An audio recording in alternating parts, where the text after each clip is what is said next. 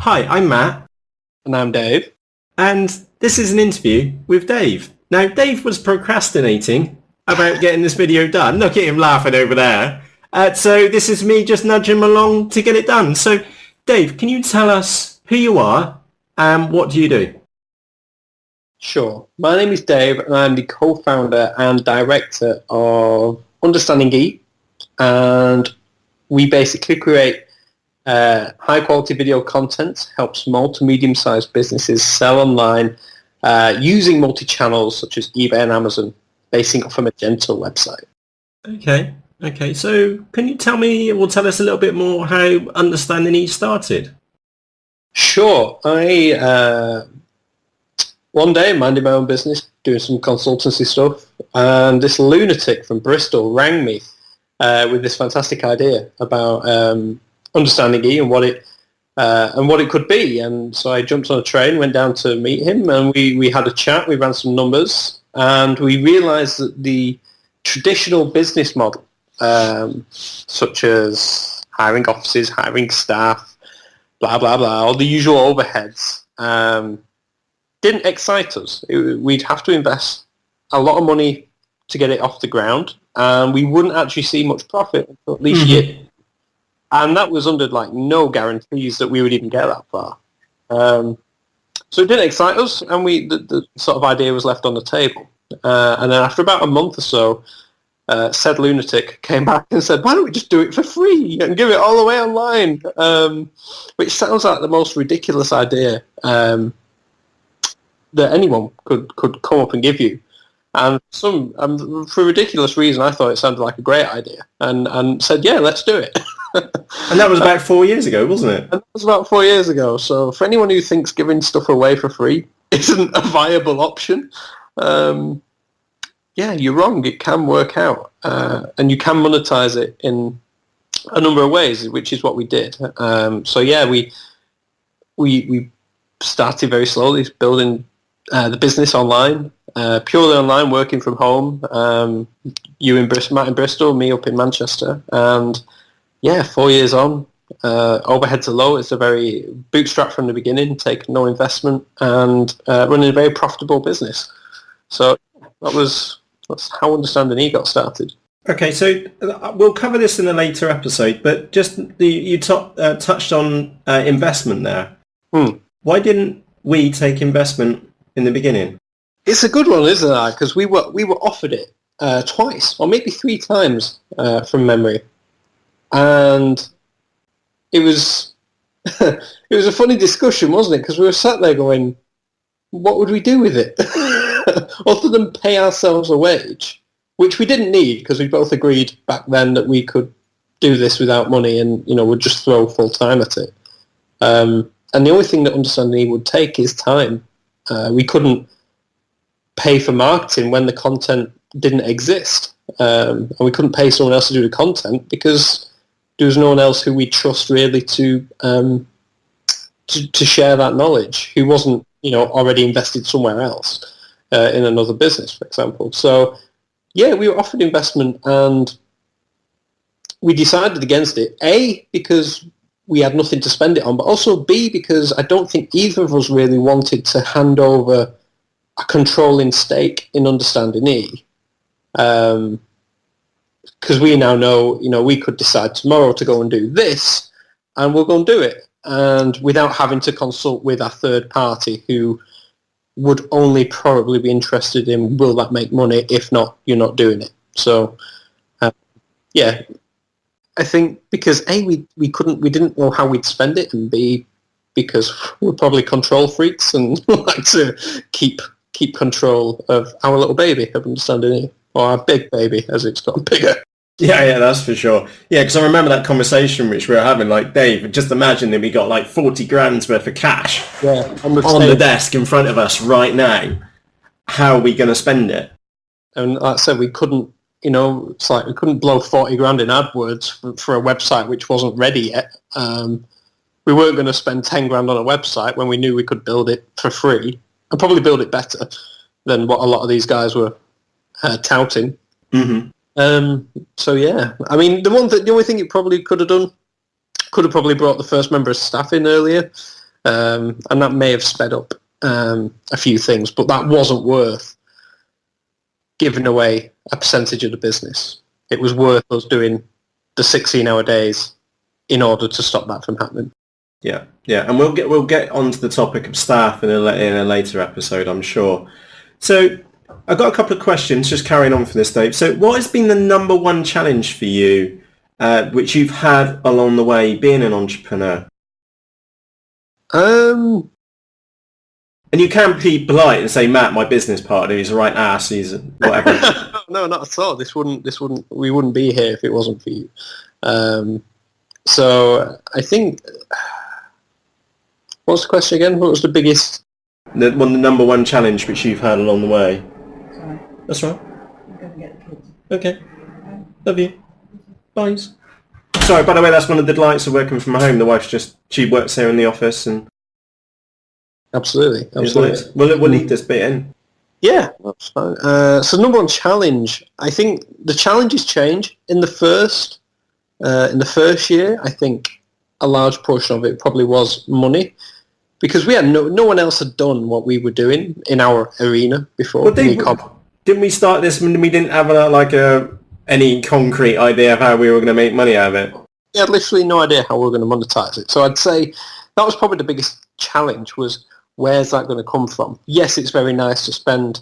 We both said we could throw 12 months at it, and we did, and it was before then, obviously, that we started seeing that, yeah, this will work. But obviously for those first few months, we were building understanding here, and we had no idea if people would like it, if people would respond to this way of sort of learning or using multi-channel software. So I guess first the obstacle was uncertainty. After the meeting that we had with eBay, we somehow talked our way into the eBay headquarters in the UK. And they seemed really impressed with what the idea was. So that gave us a bit of a pat on the back. And then it's the monetization piece. It was like, we can throw time at this all day long, but sooner or later we're going to run out of money. So it does need to make money at some point. And it did, and that was great. And I think one of the hardest challenges was stepping away from the business in the day-to-day. That's something that I've sort of been struggling to adjust to, is not being involved I am involved every day, but I'm not as hands-on every day as I used to be, because we now have team members who do an awful lot of that stuff for me, or for us, should I say. So that's probably a hard adjustment. Once you've gone from spending 15, 16-hour days building it, and now, I have someone who checks my emails, and someone who, answers, forum content, people who check videos and write articles.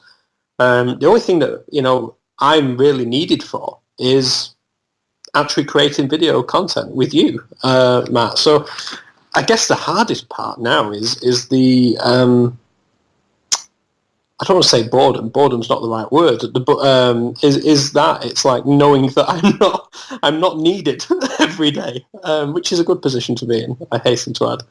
But it's a very peculiar position, isn't it? It's a hard one to get your head around, like I said, after living it for sort of 3, nearly 4 years, to now being able to jump in and jump out as and when necessary. It's a strange one, but it's loads of people probably going, why is this an obstacle? It's a fantastic position to be in. And it is, but like I said, it's such a strange one to try and adapt to. Yeah, it's always a continuous challenge. So I'd say, well, what the flip side to that question is, what is the one thing which you hate about being an entrepreneur? The one thing that I hate,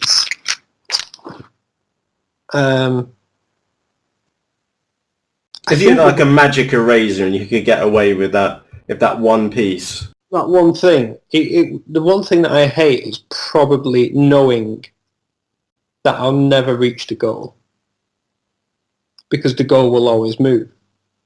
I remember back when we started it, we were like, oh, wouldn't it be cool if we just had like 1,000 members on the site? And once we passed 1,000, like, right, now we need 5,000. Now we need 10,000. And it's like the goals you never reach it. You always move the posts. And I think that's the same with anyone who's like an entrepreneur. I saw a Gary Vee video the other day, and he was talking about how he passed on investing in Uber twice. And if he'd signed that 25 grand check the first time, it would now be worth 300 million in the shares that he would have had. And he says he loves it because that what keeps him focused is the mistakes. So it's like, even if people like Gary Vee are also, you know, having regrets, or, you know, not regrets, but are always, you know, hungry and always looking for the next thing. I think that's probably the worst thing about being an entrepreneur, is that you never really settle. You're never really happy with what you've got. You want to be better. You want to be bigger.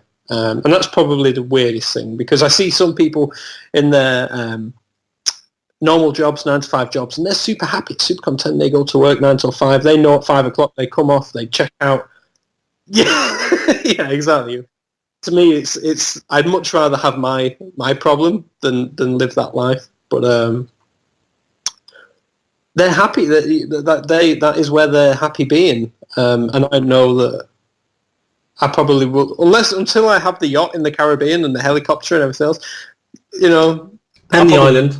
I probably just want 2 helicopters and 2 islands, and you know, it's the way that I'm wired, sadly. But yeah, that's probably the hardest part, being an entrepreneur, is knowing that there's always something else. There's always something else. Never settle. Never settle. Where you're.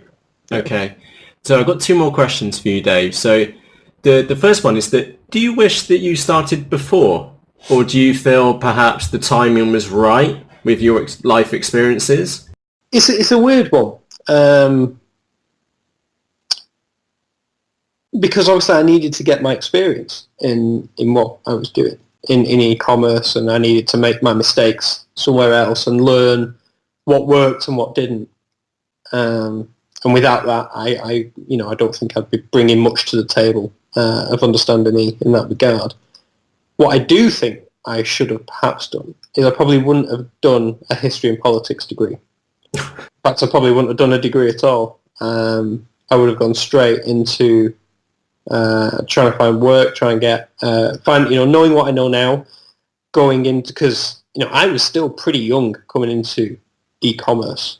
I think I was the youngest e-commerce consultant at one point, because there was Matt and there was Jane and Chris and Liz and a few others, but I think I was the youngest who was doing the multi-channel e-commerce stuff. And like I said, when I started university, e-commerce wasn't a thing. You know, now you see e-commerce positions in businesses. I don't think that was a thing, really. You know, people sold online, but they didn't have a name for it yet. And certainly mobile commerce wasn't a thing. So again, I think probably would have done university, probably would have jumped into business sooner, got some experience either working for others or trying some things on my own, and then whether that would have sped things up, potentially. But I'm still pretty happy. You know, I've got time on my side. You know, I'm not old. Too old. So 43 and a half, by the way. That's the age when you should be concerned. Which is, by the way, if you don't know why 43 and a half is like the marker, because that's half your working life. And if you've not worked out what you're doing by your 43 and a half, then yeah, you should be moderately concerned. But Dave, you're not nowhere near 43 and a half, are you?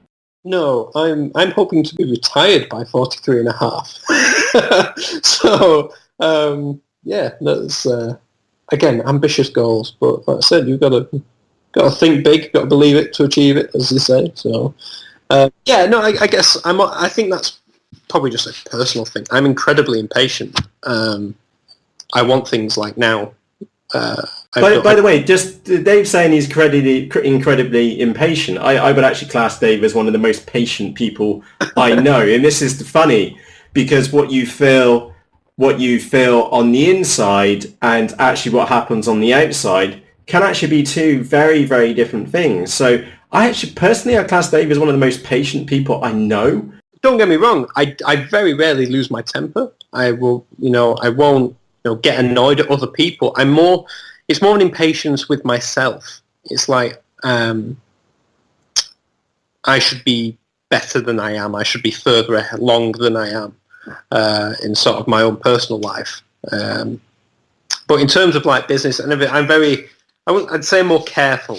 But I do like, and like I say, I'm very patient with others. But regarding myself, I'm pretty impatient, which is, it's a hard one. It is indeed. So Dave, one last question for you. We're going to wrap up now. Is that if you had a time machine and you could go back 10 years and whisper one piece of advice to you, but a 10 years younger you, what would it be? It's funny because 10 years ago, I would have literally just started university this week, 10 years ago. So my first piece of advice, if it wasn't stop this, get out now, then it would probably be something along the lines of, focus on the online stuff. Focus, that's where it's going to go. E-commerce, pay attention, even if you're going to carry on with a degree. I mean, like I said, second and third year I was buying books off eBay and Amazon anyway, but I would sort of say maybe start trying something yourself, buy some stuff, try and sell it, learn, I guess it would just that be that reassurance. It will all work out in the end, and this is where it's going to go. So be forewarned, be forearmed, and yeah. But again, ultimately, I wouldn't want to change the past because obviously that's might affect where I am now. But yeah, I guess probably that reassurance piece. Yeah, because like I said, 10 years ago, I had no idea what I'd be doing. Like I said, I was embarking on a degree in history and politics, and yeah, and it was because I didn't know what I wanted to do as a job, and I was good at history and politics in school. So I'd probably just sort of say, trust me, it'll all be okay. It'll all work out in the end. Brilliant. Brilliant. So Dave, thank you very much for taking the time to do this interview. Part 2 will be out shortly. And if you've enjoyed this video, do us a favour, stick the thumbs up button over on YouTube. And if you've got any questions or comments for Dave, in the comment section underneath this video, pop your message in there and Dave will get back to you as soon as he can. So thank you for tuning in. And thank you, Dave. Thank you, sir. Cheerios. Bye-bye.